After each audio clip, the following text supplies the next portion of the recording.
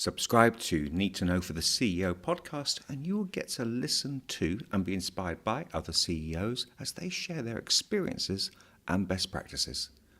You'll also get to listen to subject matter experts who will brief you on what they think you need to know to do your job more effectively. The experts will occasionally include Ian and I, who will do episodes on topics like creating a winning strategy, OKR best practices, maturing metric capabilities, and building a high-performance culture, and other business news-related topics. Enjoy the show. Hi, Ian. So we're here to talk about strategy today, and I think in particular strategy as it relates to OKRs. And I think what would be really useful is if we share the different starting points that leaders come to us with in relation to strategy, because it is an area that's highly variable between different companies, and particularly as they also go through different growth stages. Great. Yeah. Thanks, Matt. Really interesting topic. And as someone who probably considers themselves a strategist, close to my heart, and I think one of the things that's really interesting about strategy is there's often a big difference between where people think they are in terms of strategic maturity and where they really are.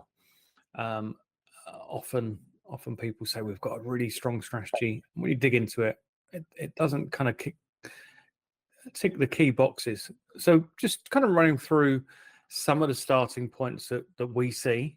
And this is really the way we perceive it, not necessarily, what they would say. So first of all, is the zero state, which is they have no strategy that they can articulate to hand, and often they want to change that. They realize that's the gap. And occasionally you see organizations who are happy without a strategy and just want to adapt and be reactive. But generally speaking, zero state but want to change it. Then there's the organizations who have a strategy but recognize that it needs improvement. It's not achieving what they want. Maybe they're doing okay. And it has weaknesses that we'd identify. We've got this strategic assessment tool, which I think is really powerful for potential clients to look through. They would show up in that assessment, and the client kind of sees that and wants to improve. Then there's a kind of corollary to that, which is there's a strategy exists, and examples of seeing that is where maybe the C-suite have been talking about key priorities and key challenges, but they haven't really articulated it. And they realize that isn't really sustainable. They can't be in every single discussion. So they realize as they grow, they need to keep everybody aligned, which means formalizing the strategy a bit, quite a bit more. And to some degree, it means maybe that the strategy isn't changing as much, but because you can adapt really quickly when you're in a small group. But ultimately, they realize strategy needs to be owned by everyone, and certainly needs to be understood by everyone. And that's kind of really, really close related to where you have a strategy but isn't communicated. And honestly, looking back on my career, early on as a strategist in an ivory tower, where I'd write a strategy in a group, would be very proud of the work we did. And maybe we'd send out a document. This is so long ago, it was before every strategy deck was in PowerPoint. And that we'd think our job was done, and we'd go back and we'd work on next year's strategy or the next 6 months strategy. And no one else really knew what it was. People can't share it back. Where there was any understanding, there was huge amounts of signal loss between levels of the organization. And it really, to any practical purposes, wasn't being followed as a strategy. It was kind of separate to the operations of the business, which kind of it tells you a little bit the way that the domain has matured over the last X number of years. And then there's kind of a bit more honesty, I think, where you've got this idea that the strategy isn't really helping organizations achieve what they want to do. Maybe they had something that we'd identify as a strategy, but it isn't really working. They want to, rewrite it, rethink it. And in the context of OKRs, which we talk about a lot, strategy is there as a relay to OKRs. It's very difficult to write OKRs without a strategy. It's hard to think what's next. It's hard to track progress against the strategy without OKRs. So it's that symbiotic relationship. I mean, those are kind of some of the key starting points we feel from organizations. And also there's this kind of, isn't necessarily talking about the strategy, but companies who've kind of survived, prospered, done okay recently, but they kind of feel that where they've survived challenges, it isn't repeatable. They've stumbled their way through. And what they really want to have is a strategy they can turn to and say, yeah, okay, this is our expectation for the future. This is how we're going to win. I think that's a good point for me to drop in my definition of strategy, my one-liner, which is it's an evolving view of how we'll win. They want that. They want to be able to point back to something. And I think in a sense, those are the easiest organizations to work with because they've already grasped the concept of strategy. They just don't think they have a great one yet. Just wondered if any of that resonates with you. Are those are the kind of things that, you've seen and you see too? Yeah, I think when we see customers come in on kind of the OKR requirements ticket saying we want to implement OKRs, and I think it's obviously we ask them about strategy at that point, and you do see those variable starting points, and I think it's very easy at that point for the people we're talking to think that if we have to do strategy, that's suddenly made it a huge job. It seems, and that perception that it's a multi-week job that's done in January in some kind of offsite, and it's going to take all of my time and it's going to slow the business up is one of the things I see as well. And actually, as you're going through that, the reality is very different. And I think there's a number of things in how we could sort of challenge that reality. The reality is it doesn't need to be done in January. It doesn't need to take a long time, and it doesn't need to change every year if it's a really good one. Massively, it should be adapted through time. It is a hypothesis, therefore we can challenge it at any point if it's not going to work. And often what we see is people have the knowledge in the business already. Their starting point isn't the zero state. And with some good facilitation, they can actually move to a point where they can articulate how they're going to win at any one moment in time. And that has massive implications for OKRs, metrics, and other parts of the organization. And I think your point around, is that strategy well known within the business is an interesting one as well. I think what we're looking for is high levels of awareness of the strategy. And with awareness becomes your ability to accurately recall the strategy at different levels of the company. And the more it can be accurately recalled, then the more likely people are going to align with it. So I think that they're kind of the key sort of perspectives from my point of view. And I think, you mentioned the strategy assessment tool that we created together, which is available on our website for free, and anyone can just use the sliders to get a view. I thought it might be useful if we sort of take people through, those different questions that we chose to ask within that assessment and why we chose them. Are you up for that? Yeah, absolutely. I think that's great. I just wanted to pick on one thing which you said was really important there, and I've often talked as a former ivory tower strategist about strategy myths and this idea that it is a kind of something that takes months and is done by a few. In a smaller organization, you can create a useful strategy in days. It's not weeks or months. And I think just people need to feel that they can own and they can write a strategy. The kind of thought processes involved in strategy, people are using those kind of techniques all the time. They just need this kind of confidence that to bring them to the next level, to make them strategic decisions. So yeah, I think great points about it being much easier than people think. So coming back to the assessment, I think we've got 7 questions. Is that right in our assessment? Yeah, we managed to boil it down to 7. I think they're the key questions to really consider. And I think if you are a leader listening to this, then these are the things we can perhaps debate. And so if I kick that off and with one of my favorites, which is really about understanding who your target customer is. And your target customer has many names. Sometimes it's ideal customer, and they can live in segments as well.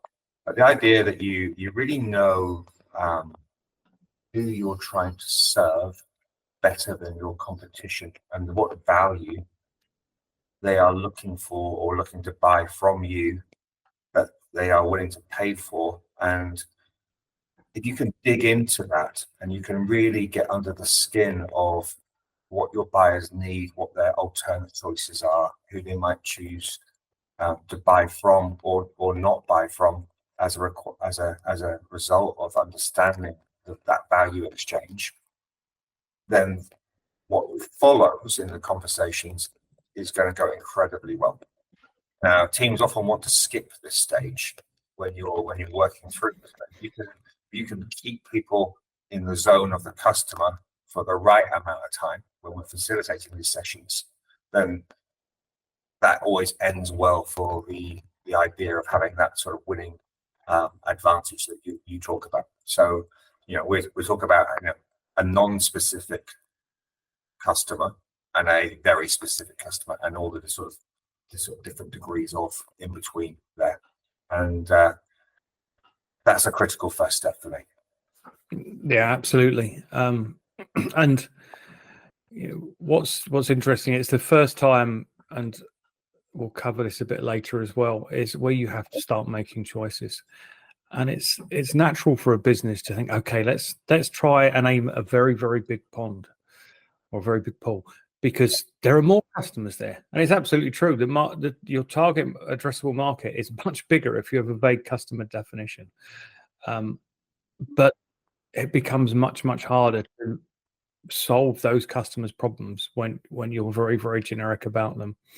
And there are various aspects to that. What I would include in this customer definition, you've got the stuff we think about from a marketing perspective, demographics and this idea of target personas, but you want to get very specific about what's the problem you're solving for the customer. Of course. And that's a really critical thing you need to understand as an organization. And it can be tough to really understand what problem you're solving. So the more specific you get about that, the more advantage you can create. And I think that's really, to me, the customer is the foundation of your strategy. Knowing who you're serving is the most important thing, which I think maybe leads us into our second point, which is, I talk about specific customer being important because you can learn more about them and you can understand how to solve their problems better. And that leads us into this confidence in their advantage. Are we confident we can create and build a persistent and significant advantage to our competitors? Is the way that the customer will solve their problem with our product or service that much better than anyone else's? Is our value creation ahead of them? And having real confidence in that is a great strategic sign. Absolutely. So I think that just play that sort of logic cascade out. So we've understood our customer, we understand the jobs that they need to do, or the pain points we need to solve, or how we need to make them feel as a result of kind of choosing us. We have narrowed it down to being highly specific there. That means that we have this proposed or actual competitive advantage. So we're looking for a big advantage as opposed to being kind of in that sort of attritional warfare of me too. And that then makes life much easier. That makes it easier for the customer to choose you. It makes it easier for salespeople to sell what you sell. It makes it easy to articulate your point of difference. And I think these are all very difficult things to do without that high degree of focus. Yeah, absolutely. And there are other terms that people will hear, such as a moat. It's not just about creating an advantage over your competitors. It's also about being able to maintain that. Yeah. And how difficult is it for someone to replicate what you bring as a product? And you think about, one of the things that Apple do is have the very integrated ecosystem where you've got everything from your HomePod to your watch, your Apple TV, etc., let alone phones. Yeah. And to break that, there's a very, very high barrier to get over. So you need to build an advantage, but you need to maintain it as well. Look at someone like Microsoft again. If you look at the Office 365, the offering there, it's the breadth there. Yes, maybe someone can do something slightly better than Word, but can you beat Word, Excel, PowerPoint, Teams Yeah. as a one-stop package? Yeah. Really high bar, really difficult moats across. Yeah. And if you can create something like that and maintain it, yeah, you're well on the way. And one of my sayings that I've borrowed is, if there's no difference, there's only indifference. And I think, that's what you're highlighting there, the difference being that you're part of a big ecosystem and makes life easy. It's all fully integrated is just one approach to that, but actually trying to pinpoint that is part of the essence of good strategy for sure. Yeah. And, I think being able to solve a slightly different problem to the competition. As you know, I've been rereading No Bullshit Strategy, and it makes the point that really a great strategy means that you don't have competition, that you're solving a slightly different problem. And we've talked about NVIDIA recently, and what they've done, they've gone further up the food chain. They're not just making GPUs for clients; they're helping them solve a higher order problem, which at the starting point nobody else was doing. So that's the best kind of advantage when you really aren't competing with anyone. You're providing something slightly different to everyone else. Yeah, to marginalize competition is a great sort of checksum when you actually get to the end of your strategy and be able to articulate it in your narrative. Is are we going to marginalize our competitors? Are our sales guys going to be able to kind of articulate this key point of difference that customers clearly will value? That's one of the key yardsticks that you get to at the end. So, yeah, absolutely. Yeah. So I think the next thing is about sort of be able to move beyond that sort of understanding of the customer and your point of difference. And really, when you then go introspective, you've got to be able to pinpoint the key challenges and opportunities that you're faced in order to deliver that value and that point of difference. And you've got to make sure that you've addressed them effectively. Can you take us through kind of your thinking on that? Yeah. So talking about another famous book on the topic, Richard Rummel, and his book, particularly The Crux. And what I love about The Crux is it really boils down to thinking about strategy, and it makes you concentrate on the hardest area to solve. In old language, we'd call it the biggest risk. Yeah. What's that biggest risk of success? And identifying that and being really honest and mindful about that is a difficult but crucial thing that lots of organizations don't do. So we've got a view of how we're going to be better. What do we need to actually get there? What do we need to do? Do we need to build a product which solves the problem in a particular way, or do we need to provide a level of service that nobody else can maintain? Do we need to improve even the culture of our organization? Yep. Is it about understanding the customer problem so deeply through great research and discovery? So when we identify the crux, it really tells us this is where you really start to focus on, okay, what do we really need to solve to be strategically successful?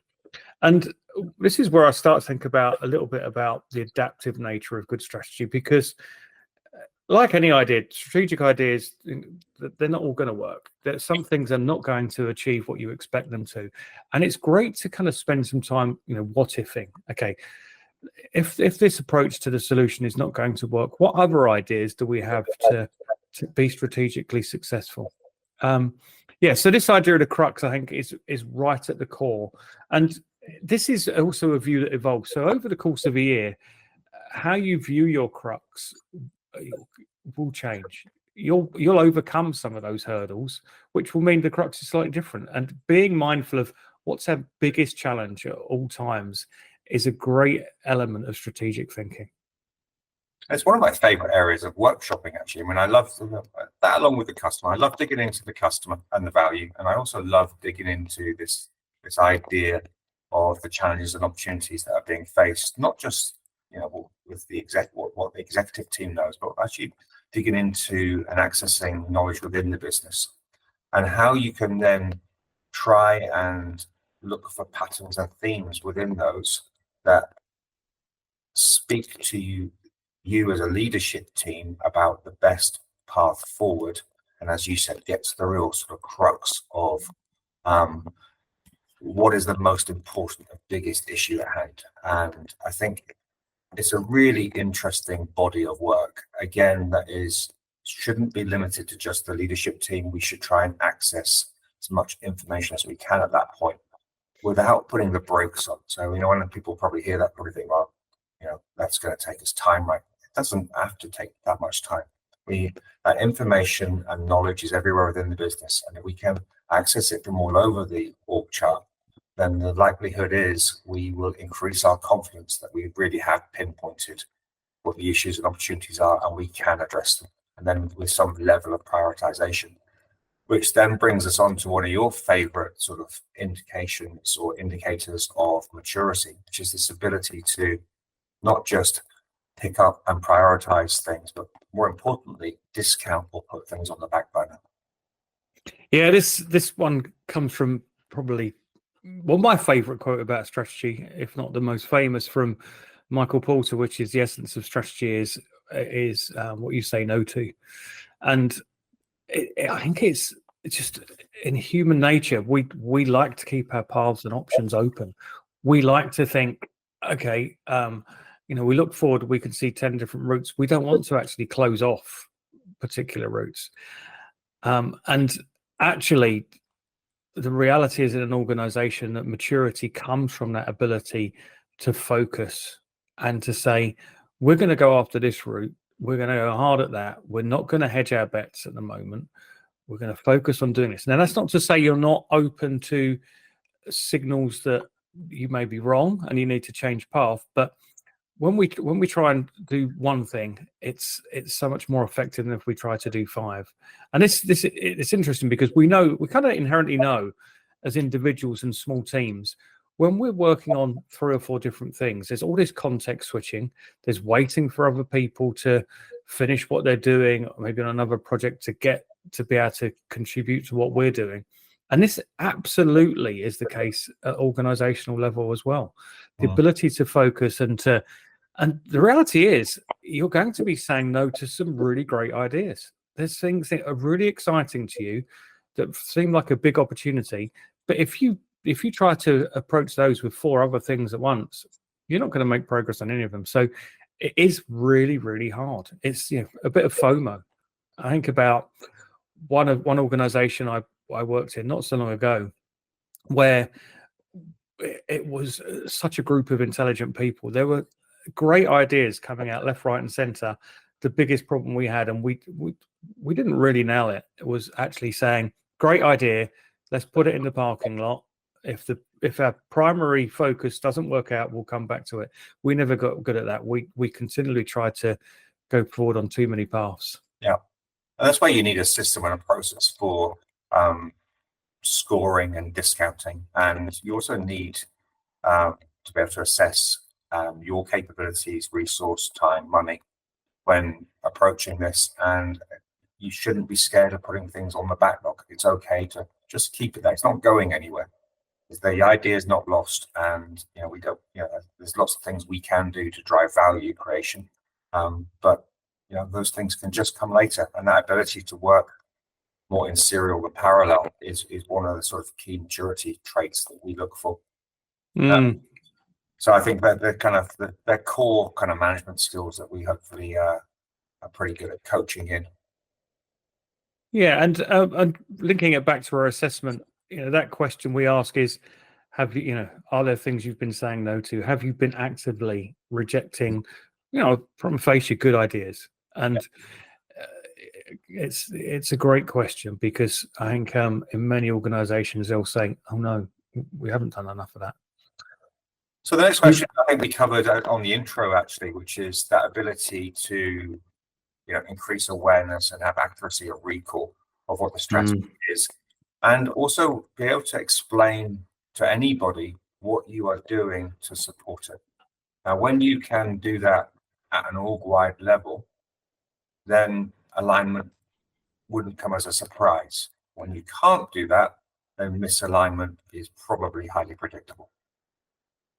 Yeah, absolutely. I think, and this is really something that is much trickier than people realize. And I've learned the hard way, where you feel, okay, I've written a strategy and now everyone understands it. In fact, I remember an SVP, an organization not so long ago, who would repeatedly tell me that they had a strategy. And I didn't disagree with her, but the fact is that nobody else in her organization could tell her what that was.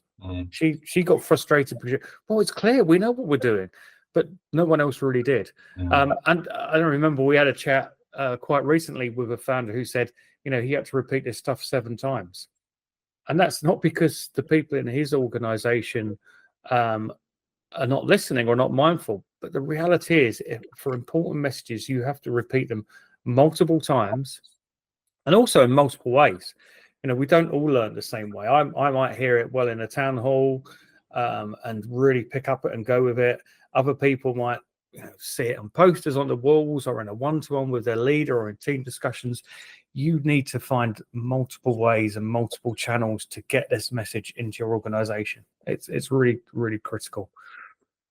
And so we spend a lot of time taking probably poorly articulated strategies, but not necessarily a bad strategy, and helping leaders articulate it in a better way, in a more concise way, in a way that can be remembered and understood.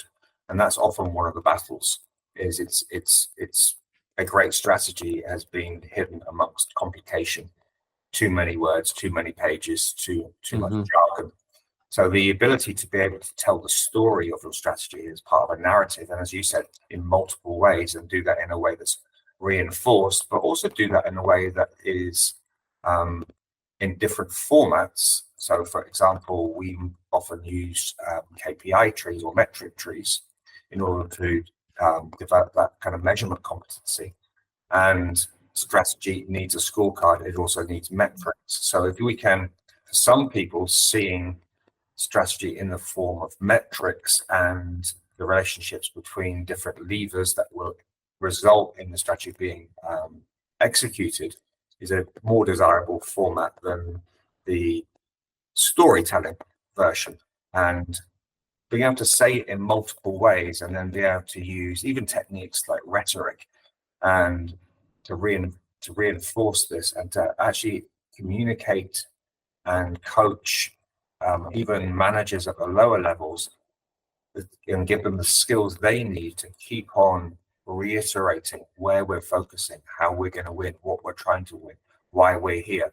And if we can just make that part of kind of our everyday processes and rituals, then again, we are constantly aligning and realigning wherever we can. Yeah, I think you've taken us on to our next assessment question, which is a really powerful one, which is this idea of how mature an organization is with metrics. And I think of a lot of the stuff we've talked about in strategy is kind of narrative form about thoughts, opinions, beliefs. What metrics do is they bring a structure to it. And just taking one example there, when we're talking about the crux, when we think about a crux, we probably think about how we're going to measure that, how we measure progress against that challenge. And what metrics start to do for us, they create this, I won't call it science, because all models are wrong. Some models are useful. It's an absolutely great adage. But what it does, it gives us a kind of a way of checking, another model to check our narrative against. And what really great metrics models do is they help us identify what I would call strategic levers. What are the things we can do in an organization to have the strategic impact we make? And we can start to, with the right tooling and with the right data, we can start to even, measure that impact. And the term we use in OKRs is this idea of the leading metric. These are things that we can move or influence in a relatively short time frame, such as the quarter of a typical OKR cadence, which connect to business and customer impacts and customer success. So I think this whole idea of the metrics model as an integral part of a strategy is growing. I think it's critical, and I think it's one of the primary indicators of real maturity for me. I think it's something that we work with all of our clients. It's never not part of the discussion.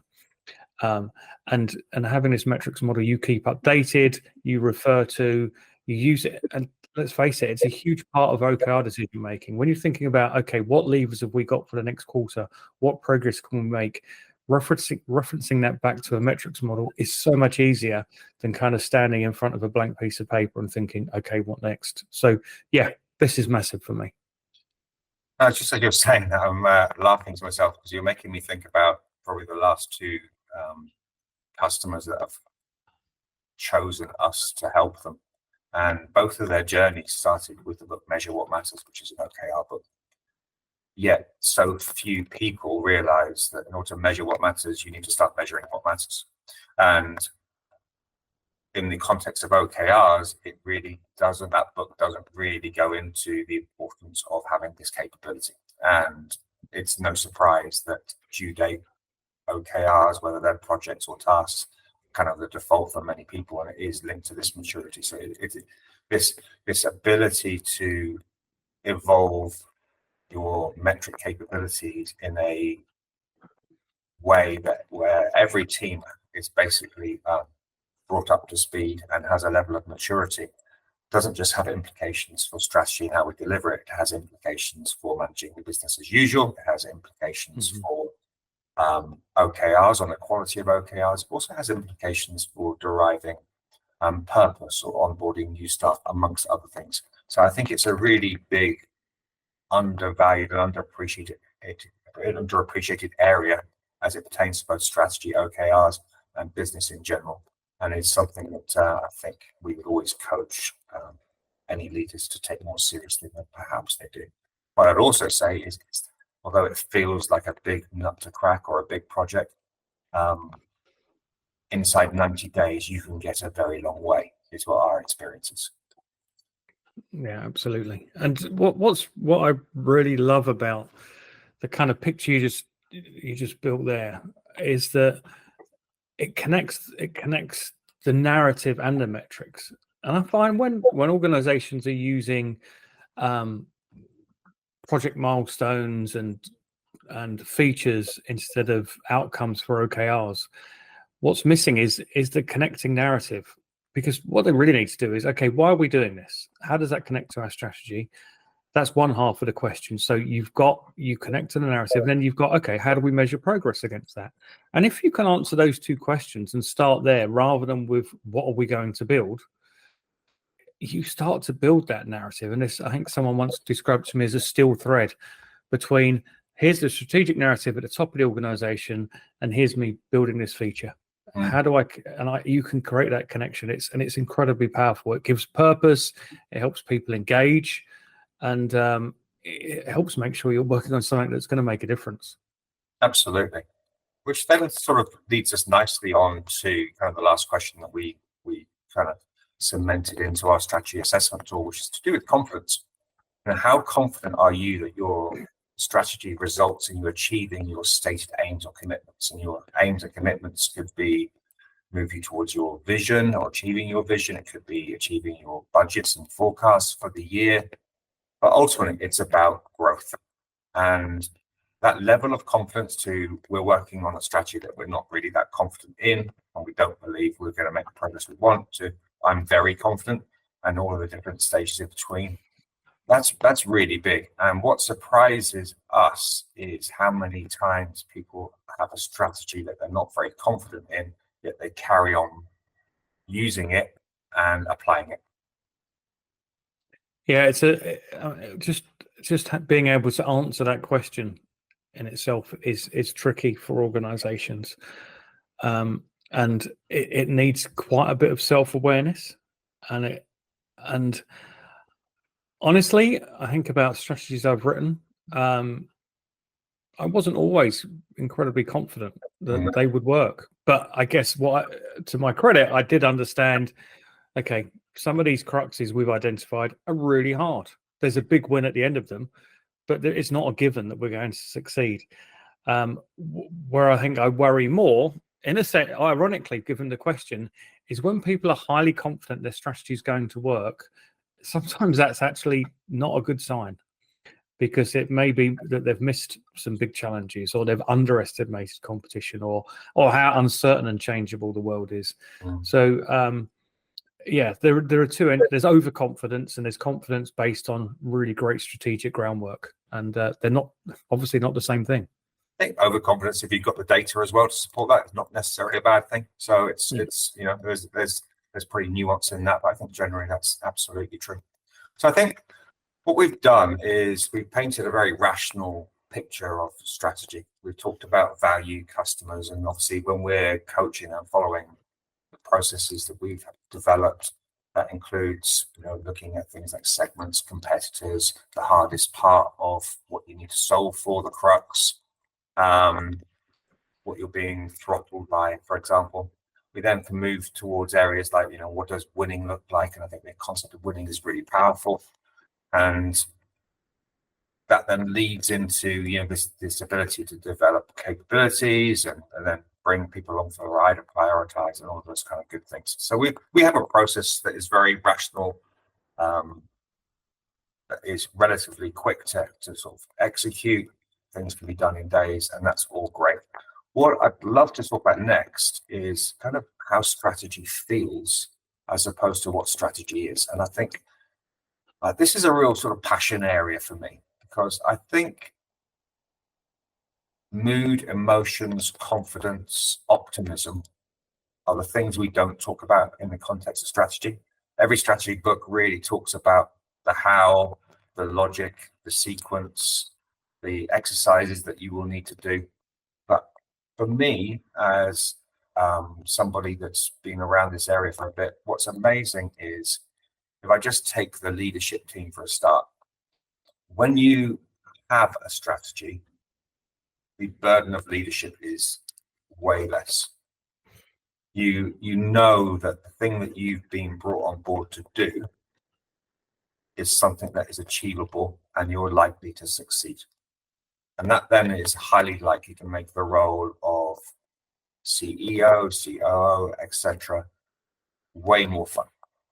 It's going to, you know, and you're not, this isn't meant to be, you know, or leadership in general does not have to be a burden that you have to carry and a terrible job that's full of stress and anxiety. I think you can relieve that with elements like strategy, and you can have feelings like, I feel like I'm developing, you know, or delivering against my role. I have confidence in where we're going. I have confidence we can beat the competition or outmaneuver them. And you can get yourself into that kind of upward spiral where, you know, success breeds success.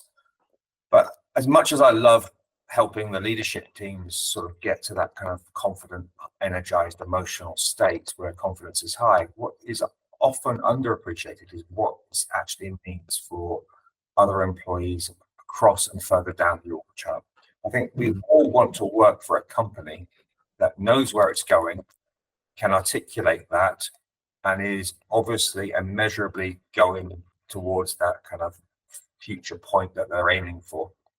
And I can see where I fit inside this organization. I can see that I am going to thrive here. And I believe that the company is going to grow and develop. And therefore, alongside that, I can grow and develop. So even if it's sitting there today and you're plateaued growth, you're not hiring at the moment, and you might be losing some key staff, if you can press reboot on your strategy, you can engage with your talent inside the business, you can start to be able to formulate and articulate your strategy, and then you can go to the organization and launch this strategy and give them a reason to believe.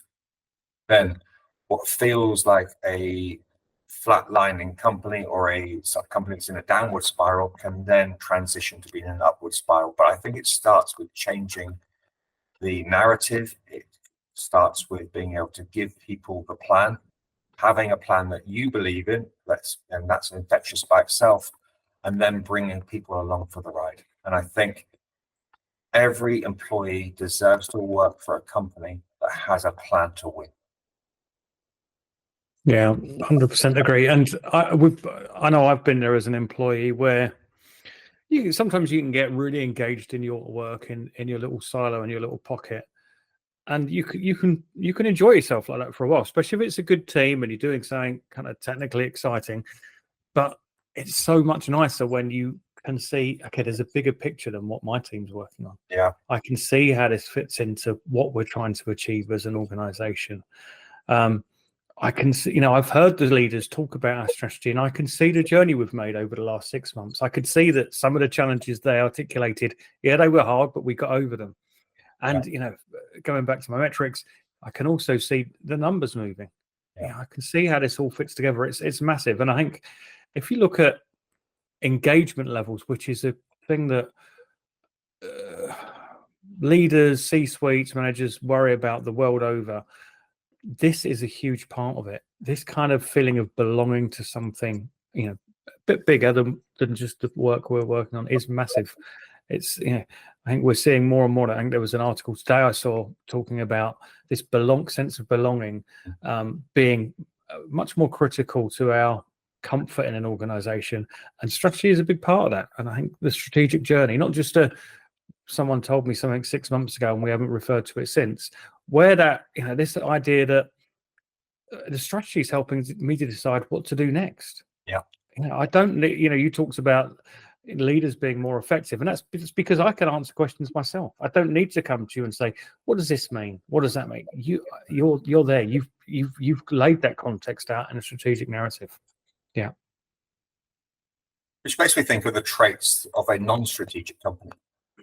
So things like erratic growth and sometimes not hitting your numbers. Having lots of ideas, starting lots, but not completing lots. People being given different directions or misdirection frequently, depending on what somebody's read, a podcast that they've listened to, or the flavor of the month. There are lots of characteristics that are pretty well described out there of a non-strategic company. And I think, again, if you look at the kind of the lower denominators or the newbies into a company, or junior people, or people who are sort of on that career path and evolving, an erratic leadership that's not strategic, that keeps changing their mind, changing direction, has different views of the people that they're trying to serve, doesn't have any real clarity, that can be a bit of a nightmare to be around. Yeah. I think we all know that pivoting is powerful, and pivoting at the right time is crucial. But there's a big difference between pivots around key parts of our strategy, maybe parts of the crux that we make mindfully, and to some degree may have even seen coming, and this kind of knee-jerk stuff that some organizations find themselves getting involved with. And that's, I think we all know which one of those we'd rather be in. But there's this other concept which I think is related, which is where you have this like shadow strategy. I don't know if you've heard the term, where maybe the leaders talk about something. It isn't something we talk about repeatedly and frequently, but what we've also got is this idea of pet projects springing up. So when you talk to someone and say, okay, are you working on the top priority, and you fully expect, no, I'm doing other stuff. And it's this idea of some people in an organization don't have confidence in the strategy or don't buy into it. It isn't something that we all feel part of, and they build this shadow strategy where pet projects exist. And I must admit, earlier in my career, there were a lot of those kind of projects around. Yeah, I don't know if you've seen that kind of thing as well. Absolutely. I think we all have biases, and we all can behave irrationally. And if the organization we exist within allows those pet projects to start and be continued to be work on, why wouldn't you?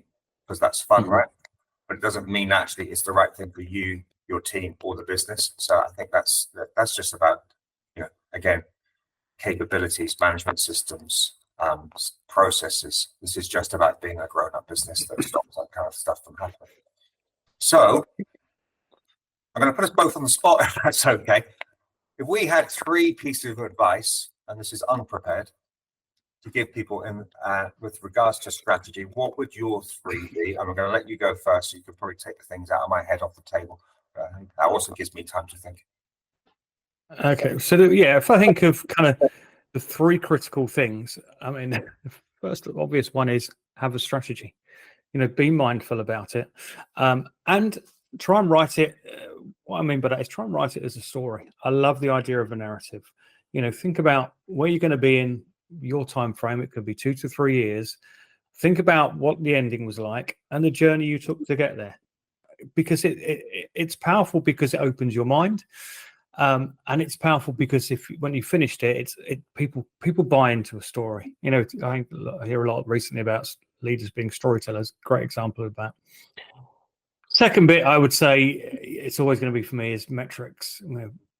Connect that narrative to a data model of what you're trying to achieve, and that to me is absolutely crucial. And the third thing is, again, one of my favorite topics is make sure you're saying no to stuff. You will have more ideas than you can possibly run with. Be very, very explicit and intentional about just saying no. Those are my three. How about yours? Okay, so I think it's easier than people think, and that you don't have to be a rocket scientist or a strategic old hand to come up with a good strategy. So I think it's more accessible than people think. We don't have to use as much jargon as people tend to use. You can be an amateur and do strategy well. So and I think what you do need is a easy to follow process, and you need the ability to have really high quality, robust conversations, both across your leadership team and further down in the org to access information. So I think it's not as scary or as difficult as people think, as long as we are able to communicate effectively. My next piece of advice would be spend way more time talking about your customers, the very specific niche that you're targeting, and the value that you propose to create that is better and different to your competitors and unique to you. That the longer you can orientate yourself around that, the better, and the more you know around that, the better. And then I think this idea then can transition to the real sort of nub of what we're trying to do is we don't want to just compete. We want to be the best at something and win. And if we know what we're trying to win, and we can use that, even that language changes how we think. Because at the end of the day, there's going to be a scoreboard. You're going to have metrics. You're going to have budgets, forecasts, shareholders, etc. And we have to win something in order to be around in 3, 5, 10 years. The chances of us not being around and being marginalized or outmaneuvered or redundant if we're not on the offensive is hugely increased. So I think this is an accessible skill. It needs to be broken away or detached from the annual ritual.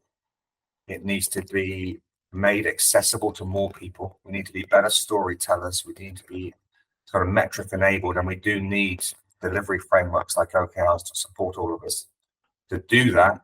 And from there, your confidence in growth, accelerated growth, even market dominance can be greatly increased, which I realized as I said all of that, I gave you 3 and then added 7 more. So great technique. Well, I usually go the other way. Probably, a passionate wrap up there. That was pretty good. Yeah, I usually go the other way. I say, if I tell someone I've got 3 things that I need to tell them, I always forget the third. So you went the other way, which is great. And what about, okay, final question is, how are we going to help? What are we going to do if you're an organization who realizes there's opportunity to improve your strategic approach? Why would they turn to us? I think they would turn to us because 1, experience, but 2, in the same way, I think it's to do with kind of philosophically where we are as an organization and what guides us, which is wherever your starting point is, that's okay with us. We'll get under the skin of where you are, who your customers are, who your people are, what are the characters in play here? How much money do you have? What capabilities do you have? Who are your competitors? And all of those type of things.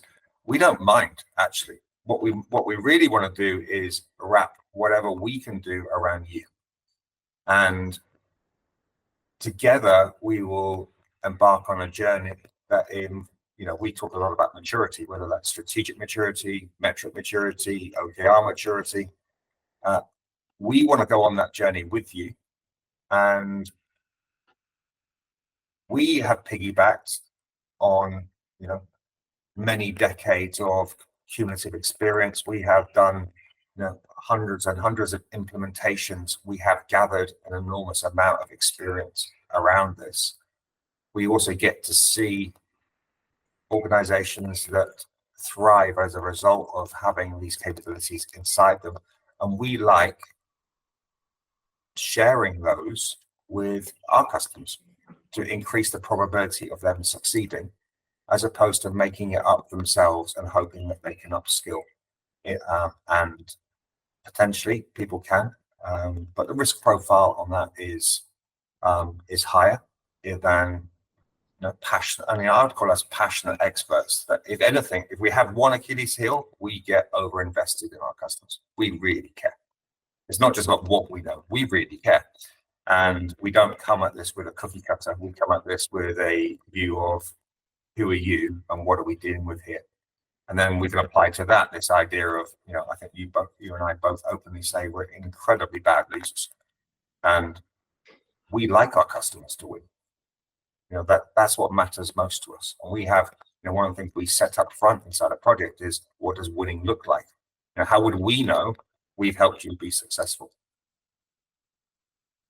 Yeah, great. Yeah, absolutely. Love all that. And the thing that I really hone in on there is this: it isn't a cookie cutter. We have had lots of success throughout our career, but no two of them were the same. We couldn't take a blueprint from customer A and apply that at customer B. Just that's not the way the world works. But what we do is the learning and the nuance of customer A helps us solve the challenges at customer B. And that's, I think, not a cookie cutter. Absolutely spot on. Again, it went longer than we always think it should or could. But I think if I was listening to that, I would hope that you've gathered some knowledge from that, and you've learned a bit more about strategic planning, how it sort of applies to your org, and perhaps you've learned a little bit more about us as well. Thanks again, Ian, and talk again soon. Thanks, Matt. Bye.